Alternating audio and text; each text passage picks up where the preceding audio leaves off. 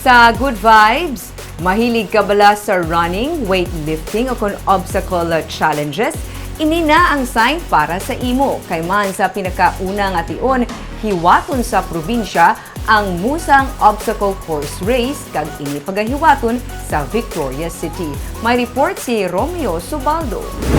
Monkey bars, rings, wall climbing, crawl sa mud, crawl sa barbed wire, balance beam, pagtakla sa 7 feet nga wall, pila lamang ini sa mga obstacles sa pinakauna nga Musang Obstacle Course Race o OCR nga patigayunon sa Isla San Negros.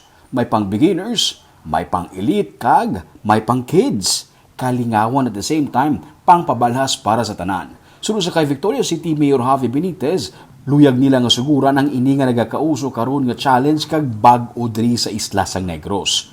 Para masaksihan kag ma-experience man sa mga taga-Negros ang OCR. Bago ni for the province, bago ni for Victoria City. So we wanted something new. So we wanted something unique. We wanted something cool. We wanted something fun. Like for example, ang last namon nga event was the Fight Festival.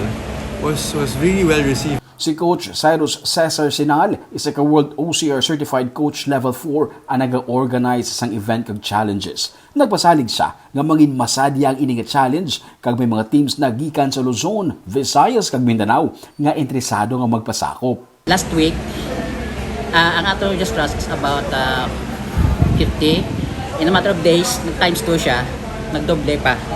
Dugol pila nagdamo siya gold fish because grabe ang as I've said, ang hype.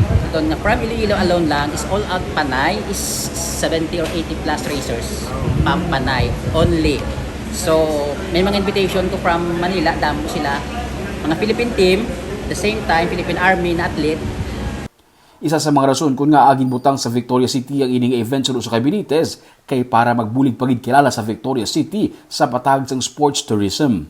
Not only highlighted ang branding and marketing of our city, but this will be an added milestone for government in putting Victoria City on the map, not only in different aspects, but really for obstacles course race.